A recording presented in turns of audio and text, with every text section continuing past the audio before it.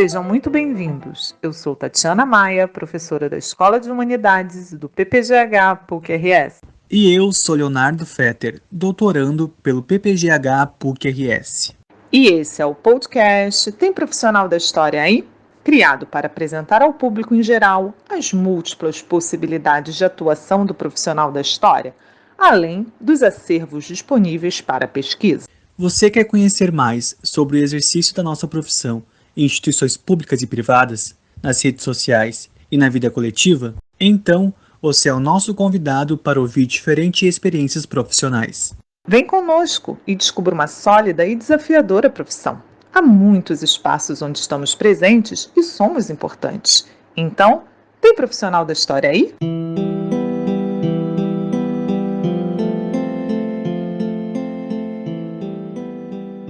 As nossas convidadas de hoje são Fernanda Aires Bombardi e Luma Ribeiro Prado, ambas idealizadoras e produtoras da página História Indígena Hoje, disponível no Facebook e no Instagram. As duas páginas somam 8.000 seguidores.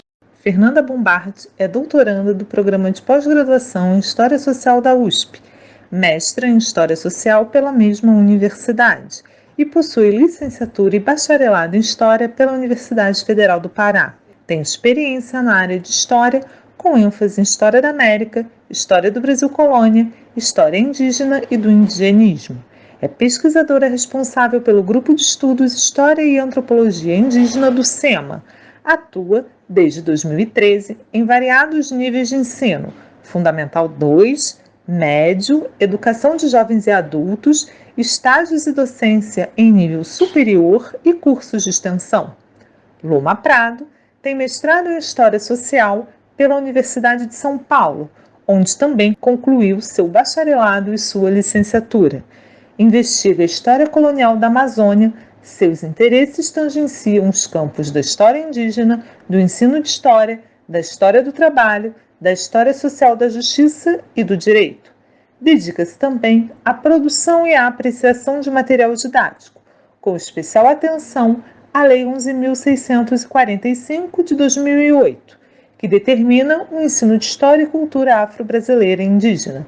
Desde 2013, atua com educação formal e não formal, no espaço público, em museus, em instituições culturais, em cursos pré-vestibulares, no ensino básico, na extensão universitária e na formação de professores.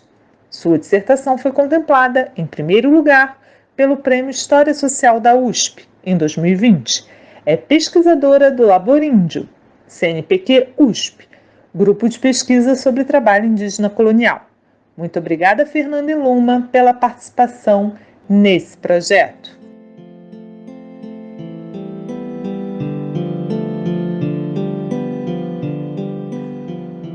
Fernanda e Luma, quais os objetivos do projeto História Indígena Hoje, desenvolvido por vocês nas redes sociais? Em quais redes sociais atuam e o que pretendem com esse projeto de história pública? Esta primeira pergunta é basilar e resolvemos nós duas respondê-la, cada uma um pouquinho. A gente tem pensado que 3 objetivos norteiam nossas ações na história indígena hoje, que vamos chamar também de HIH ao longo dessa conversa. Em primeiro lugar, costumamos brincar que nos desafios dos 2.000 caracteres, o limite de caracteres do post do Instagram, nos propomos a construir textos fundamentados em pesquisa documental, a produção científica e alimentados pelos conhecimentos e pelas pautas dos movimentos indígenas sobre pontos estratégicos para a desconstrução de estereótipos atribuídos aos povos originários, para, na medida do possível, fortalecer suas lutas. Na produção desses textos, temos procurado acatar a provocação da psicóloga guarani Geni Nunes, que mobiliza intensamente as redes sociais em prol da luta indígena e anticolonial. Ela nos diz que é necessário transformar as palavras num artesanato narrativo, não para convencer, pois o convencimento é de princípio colonizador, mas para afetar aqueles que as leem. E sempre que vamos escrever um texto, retomamos esse princípio. Junto desse primeiro objetivo, coproduzimos uma plataforma intercultural onde indígenas falam em primeira pessoa. O prefixo coa aqui é essencial. Como é que a gente faz isso? Por meio de lives com intelectuais e líderes de diversos povos. Assim fomentamos a criação de um acervo colaborativo, por certo, de história do tempo presente, com testemunhos tanto das estratégias de resistência desses povos, quanto das violências praticadas contra eles, no Brasil e também na América Latina. Entendemos que esses extratos de experiências conformam uma narrativa plural da história dos povos indígenas no presente. E fazendo isso, almejamos repensar o próprio conceito de história e abrir espaço para que indígenas, historiadores ou não, acadêmicos ou não, sintam-se contemplados pelo termo e sejam eles mesmos reconhecidos como legítimos intérpretes de suas histórias. Temos no horizonte, com isso, subverter completamente a relação entre historiador não indígena, produtor de conhecimento, versus povos indígenas objetos de análise. Em terceiro lugar, promovemos mais um local de divulgação de textos e campanhas de interesse político aos movimentos indígenas, tendo em vista o fortalecimento de suas lutas, ou para ser mais fiel à realidade que vivenciam, suas guerras contemporâneas. O projeto História Indígena Hoje pode ser encontrado em 2 redes sociais. A primeira é o Instagram, que é uma plataforma centrada em linguagem visual, que além de nos exigir o trabalho de produção textual, nos exige também o desenvolvimento de estratégias de apelo imagético baseada em rigorosa pesquisa etnovisual, mas que seja também atrativa ao nosso público. A segunda é o Facebook, rede em que conseguimos construir textos mais extensos e com links externos, possibilitando aos nossos leitores o aprofundamento ao debate que propomos. No Facebook conseguimos também acessar um público mais amplo e diverso, composto por variadas faixas etárias, níveis de escolaridade, áreas de formação, que também são provenientes de diversas nacionalidades, pois essa é ainda uma das redes sociais mais utilizadas no presente. Ambas as redes se complementam e, nesse sentido, nos permitem atingir um público cada vez maior. Bom, além dos objetivos já elencados pela Luma, pretendemos, com o projeto da HIH, dialogar com o diferente, e esse tem sido um dos nossos maiores desafios. A HIH é um projeto completamente voluntário, que nos exige tempo e dedicação. Portanto, não faria muito sentido para a gente produzir textos e levantar debates para um público que já concorda com tudo o que estamos falando e escrevendo. Sabemos que as redes são organizadas em nichos sociais, em que elementos como raça, classe, gênero e, principalmente, ideologia política dividem campos de diálogo. Portanto, uma das nossas tarefas é buscar transpor essas barreiras e disputar narrativas em espaços em que nossas opiniões não sejam consenso. Em tempos de polarização, buscamos estar presentes em diversas comunidades virtuais e difundir ideias a partir de uma linguagem objetiva, mas também construída com base em argumentos muito bem posicionados. As lives também têm um papel fundamental nesse diálogo, pois só o fato de indígenas estarem falando em primeira pessoa e promovendo debates que movem experiências e, principalmente, afetos, já conseguimos quebrar com uma série de estereótipos sobre a unicidade e, principalmente, a imutabilidade dos povos indígenas.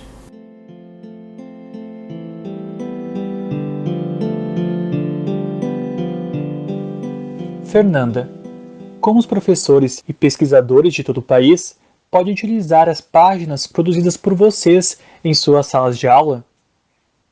Como a HIH produz textos sobre história indígena e também divulga bastante a produção da etnomídia, ela acaba sendo uma plataforma intercultural em que professores e pesquisadores podem acessar diferentes produções e linguagens sobre a história indígena e sobre o ensino de história indígena.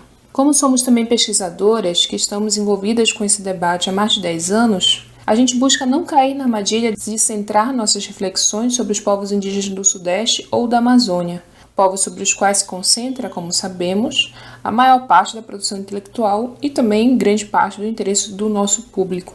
Mas buscamos fazer com que esse debate seja o mais plural possível. Pensar nos indígenas do Nordeste, Centro-Oeste, das periferias de grandes cidades e pensar também nos povos indígenas da América como um todo. A gente produz e veicula um material bastante diverso, em termos de produção textual e em termos de produção oral, materializadas por meio dessas 13 lives que promovemos ao longo de 2020 com convidados indígenas. Todo esse material pode servir no processo de formação continuada de professores e de pesquisadores que se interessam pelo tema, da mesma forma que também vem nos inspirando a repensar as nossas próprias pesquisas. Grande parte dessas lives teve como tônico o registro de múltiplas estratégias de resistência ao contágio da Covid-19 e também de estratégias de enfrentamento da violência do Estado, como, por exemplo, o relato sobre o deslocamento de comunidades inteiras ao interior dos territórios indígenas com o intuito de fugir da doença, contada pelo cientista social Jaime Matsés. A apresentação do associativismo indígena de base do Alto Rio Negro, em que as mulheres rapidamente organizaram uma campanha internacional chamada Rio Negro Nós Cuidamos. Esse relato foi realizado pela antropóloga Franci Baniwa e pelo líder André Baniwa. Ouvimos também as ações da SOS Pancararu do Real Parque, discutidas por Clarice Pancararu, que é a presidenta da associação, que funciona praticamente só na base da colaboração eventual com órgãos do Estado, já que se trata de uma comunidade indígena localizada na periferia de São Paulo e, portanto, não reconhecida oficialmente como um território indígena. E, numa fala bastante emocionada, conhecemos a luta pelo reconhecimento do direito ao sepultamento de vítimas da Covid-19, de acordo com tradições indígenas e, nesse caso em particular, de acordo com a tradição dos Waiwai, que foi relatada pelo arqueólogo Jaime Chamem. Esses registros são particularmente interessantes a pesquisadores que se dedicam à história oral e a tantos outros que articulam em suas análises questões que transpassam experiências históricas do passado e do presente. São particularmente interessantes também para serem usados em sala de aula, pois trazem experiências e narrativas inacessíveis em instrumentos didáticos tradicionais. Então, a gente se preocupa também em ter essa faceta mais pedagógica, com o intuito de que nosso material produzido na página seja utilizado também em sala de aula, já que também nós somos professoras e sabemos que há uma falta, há uma carência desse material didático para ser explorado em sala de aula. Temos tido contato com vários professores que usam os textos em suas aulas, particularmente úteis durante a pandemia, já que muitos docentes se viram obrigados a reduzir a carga de leitura que estavam habituados a exigir dos seus alunos.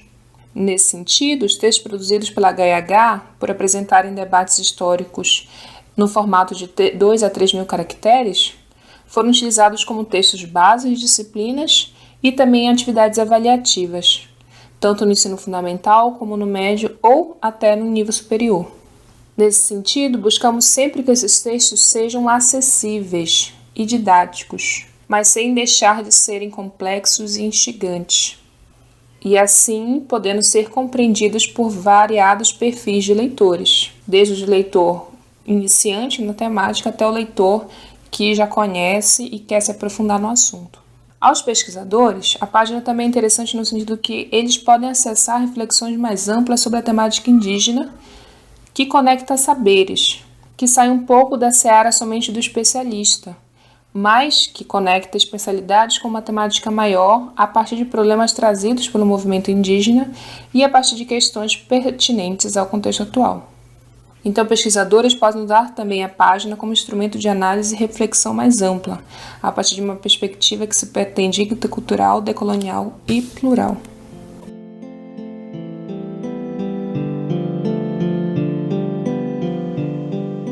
Luma. Os indígenas vêm sofrendo historicamente um processo de violação dos seus direitos humanos. Como projetos de história pública, como o de vocês, podem contribuir para valorizar os nossos povos originários e explicitar o protagonismo e a importância desses sujeitos históricos na história do Brasil? Bom, em primeiro lugar, há sempre uma dimensão de denúncia na HIH, uma vez que é impossível nos referirmos à história da colonização portuguesa e do Estado-nação brasileiro sem falar da violência praticada contra os Tupinambá, os Tupiniquim, os Guaianá, entre outros povos, desde o século XVI, contra os Guarulhos, os Guarani, os Caeté, a partir do 17, contra os Anaperu, os Baniwa, os Curipaco, desde o 18, contra os Krenak, os Caingangue e os Terena, a partir do 19, contra os Yanomami, os Panará, os Oé, os Caripuna, os Matsé, mais recentemente, desde o século XX, só para citar alguns nomes. E hoje em dia, os 305 povos que convivem conosco no território brasileiro continuam a penar, a resistir, a se reinventar. Portanto, a violência é um dado, dos diversos tipos de interação entre todos esses povos transformados em índios, com segmentos da sociedade que foi se expandindo sobre os territórios originários, seja no período colonial, no Império ou na República. Essa violência se realizou de diversas formas: guerras, epidemias, exploração do trabalho na instituição da escravidão, inclusive escravidão contemporânea, em outras formas de trabalho compulsório, deslocamentos forçados, expropriação de terra, descumprimento de leis, assassinato de línguas, genocídio, etnocídio, um rol de violações de direitos humanos, desrespeito à Constituição e por tornar letra morta tratados internacionais. Não consigo imaginar expressão mais precisa para descrever tudo isso que a guerra ininterrupta, evocada por Ailton Krenak. E essa história, com esse grau de violência, ao mesmo tempo com tamanha resistência, precisa ser contada, precisa constar nos livros didáticos, precisa afetar os brasileiros. E por isso, nos textos da HIH, procuramos explicitar a violência constituinte da história do Brasil, considerando como a história do Brasil sem história indígena é uma narrativa inválida. Ao mesmo tempo, as histórias indígenas não são apenas crônicas de violências e de resistência. Como vocês trouxeram na questão, trata-se também de apresentar e valorizar as histórias de longuíssima duração dos povos originários no território que convencionamos chamar de Brasil, né? Suas histórias, cosmogonias, conhecimentos, tecnologias milenares constituem um patrimônio riquíssimo da humanidade, sendo importante não apenas em termos de legado, mas também de presente e futuro, uma vez que as variadas etnias indígenas no mundo hoje apontam para diversas possibilidades de existência para além do capitalismo e conformam outros arranjos possíveis na vigência desse sistema predatório. Apesar das sobreditas atrocidades, eles resistiram, e é uma resistência com X. E além disso, nos apresentam índices de futuro possíveis. Afinal de contas, embora os povos indígenas representem apenas 5% da população mundial, eles dão conta de preservar 80% da biodiversidade global. Quer dizer que o futuro da humanidade está necessariamente vinculado ao fortalecimento da luta dos povos indígenas. O céu vai desabar, segundo Davi Copenaua, sobre todos, não apenas sobre os Yanomami. Portanto, os paraquedas coloridos, divertidos, inclusive prazerosos, que devem ser inventados e fabricados para sobrevivermos ao fim do mundo, na expressão de Ailton Krenak, certamente terão suas forjas alimentadas pelos conhecimentos e pelas estratégias de sobrevivência de povos que estão aí resistindo há mais de 500 anos. Respondendo um pouco a esse chamado, que na HIH procuramos escrever textos sobre histórias indígenas da longa duração até o presente, conectados sempre às questões atuais, como a sociobiodiversidade, disputa pela terra, integrando assim o esforço coletivo de reescrever a presença indígena ao longo da história, entendendo as mulheres, os homens, as pessoas indígenas como agentes que, na assimetria de forças, mobilizaram e mobilizam estratégias de sobrevivência e luta. Quanto às histórias do tempo presente, nada melhor que convidarmos integrantes dos povos originários para participar da plataforma por meio das lives da HIH, que tanto a Fernanda quanto eu já comentamos. Em cada live, eles acabam por revisitar a história do Brasil, apresentando uma perspectiva alimentada por suas tradições e lutas, e por certo se inscrevem no Brasil contemporâneo ao demonstrar um retrato atual da realidade de seu povo e apresentar suas agendas, que procuramos fortalecer na página, né? Por exemplo, difundindo suas campanhas de enfrentamento da Covid-19, como fizemos com os Matsés, Mura, Waiwai, abrindo espaço para as candidaturas indígenas, como as de Márcia Cambebe e Luana Kumaruara, divulgando suas produções intelectuais, como os livros do jurista Almíris Guarani e os cursos da língua queixa do historiador Araí Ruiz. Portanto, a HIH está nas redes sociais para expandir a audiência para as histórias indígenas, sempre numa perspectiva crítica, para denunciar as violações dos direitos dos povos originários, tanto no passado quanto no presente, para disputar o debate público e, quem sabe, conquistar aliados para fortalecer a luta indígena, que é, afinal de contas, a luta pelo futuro. Almejamos também adicionar elementos à rede de solidariedade e resistência promovida pelo associativismo indígena, denunciando a negligência estatal diante dos ataques aos direitos e à vida dos povos originários.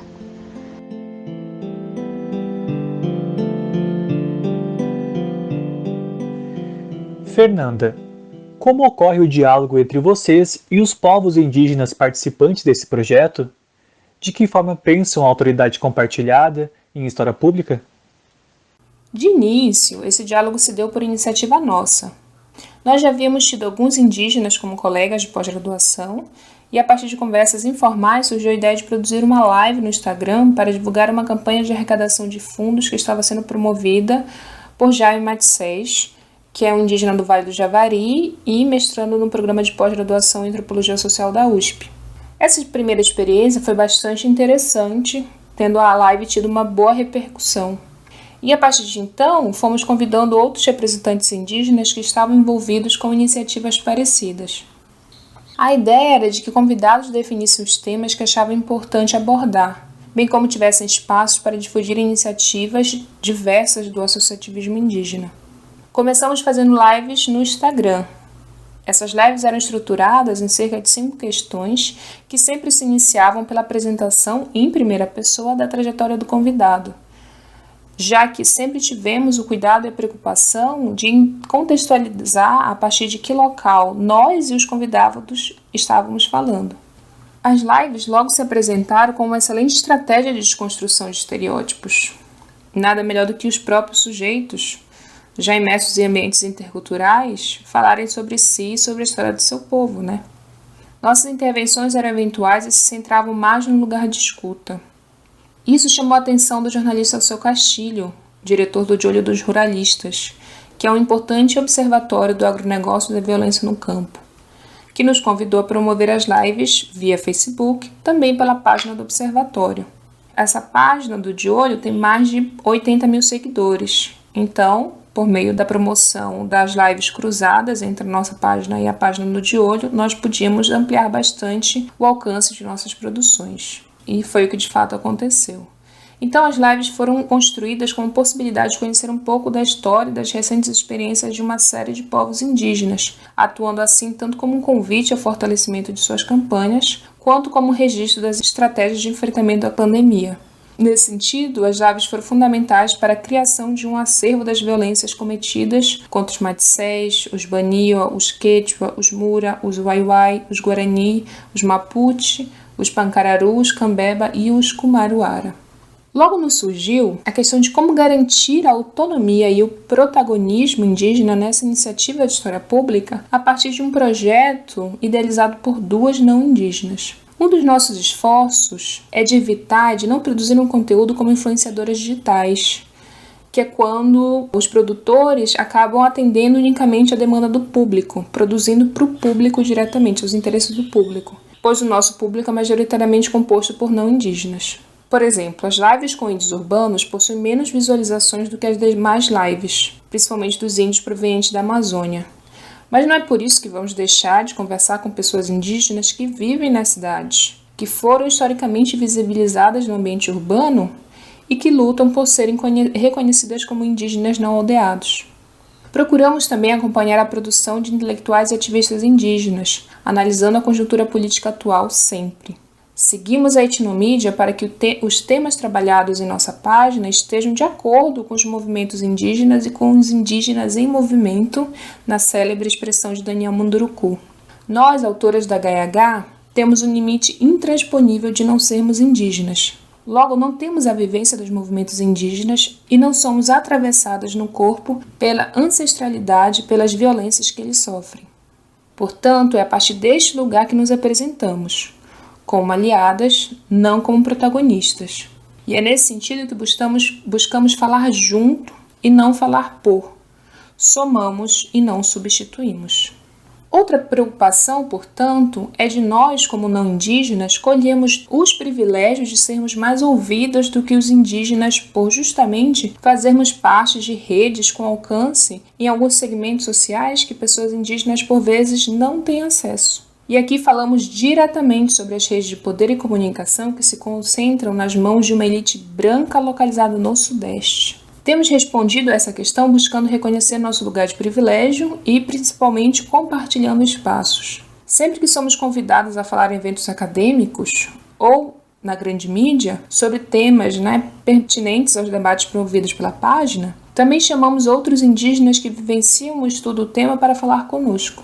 Além disso, Sempre recusamos convites quando requisitam que falemos sobre temas que não são vinculados às nossas pesquisas, ao ensino de história indígena ou à atuação da página. Nesses casos, recomendamos que indígenas especialistas nos temas apresentados sejam aqueles que gozem desses espaços de fala. Hoje em dia, com quase 10 meses de página, esse diálogo junto aos povos indígenas já é muito mais efetivo. Já somos nós que já somos convidadas a participar de projetos promovidos prioritariamente por indígenas, o que vem engrandecendo muito as redes de articulação e o escopo de atuação da HIH.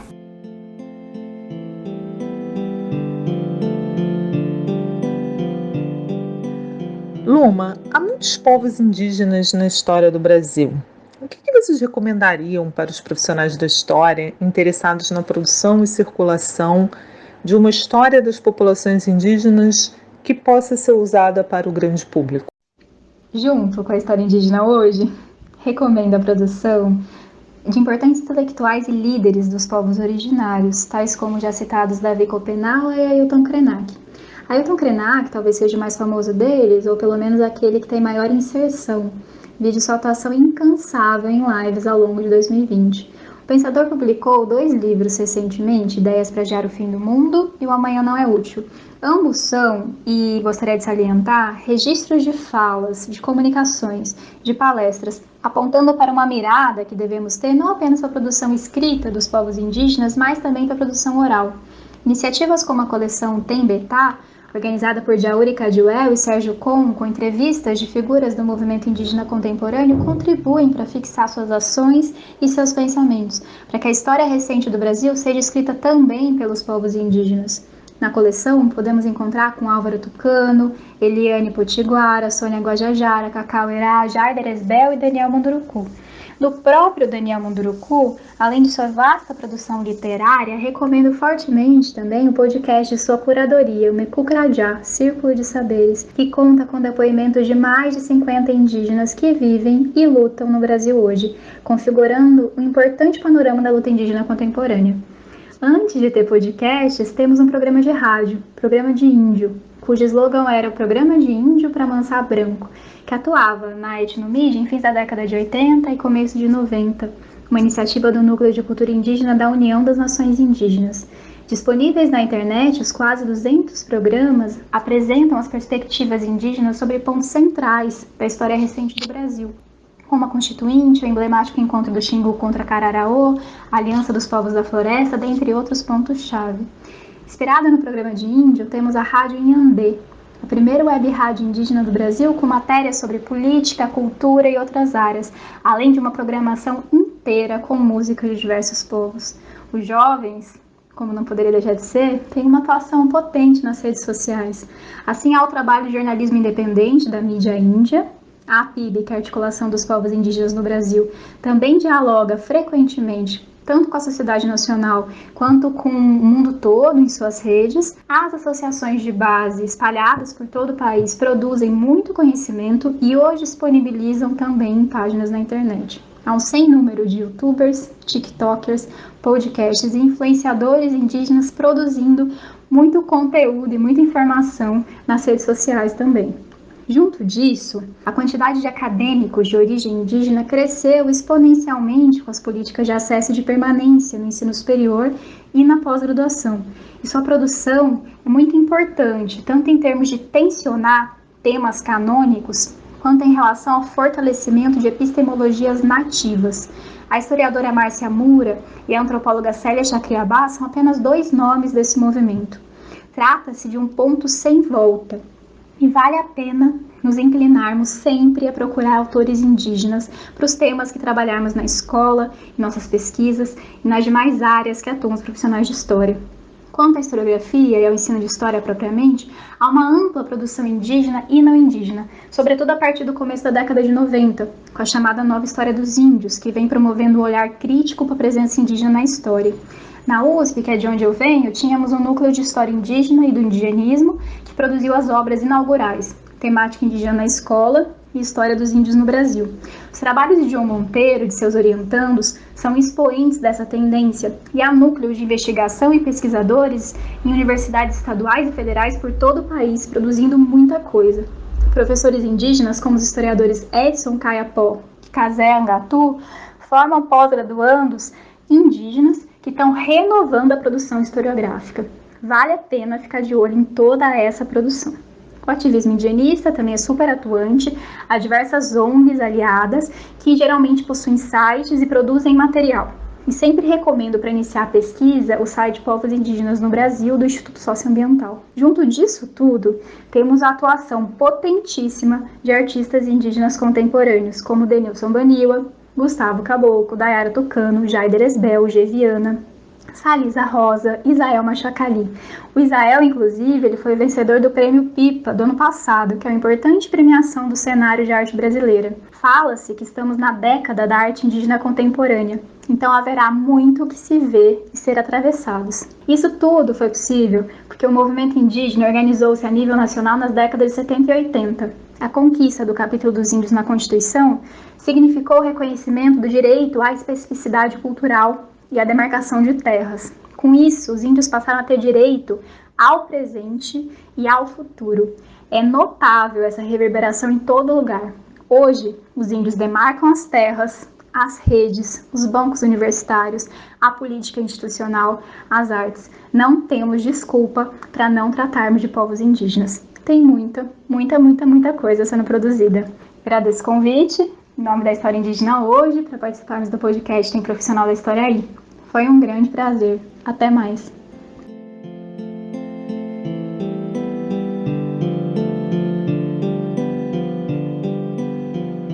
Muito obrigada, Fernanda e Luma, mais uma vez por participarem desse projeto. E para todas e todos que nos acompanham, esperamos que tenham gostado dessa entrevista. Convidamos vocês para nos seguir no Facebook, no Twitter e no Instagram. Participem, comentem as entrevistas e sugiram temas. Será um prazer dialogar com vocês e construir esse projeto coletivamente. A música que inicia esse podcast é Atraente, composição de Chiquinha Gonzaga, de 1877. Fiquem bem e até o próximo episódio.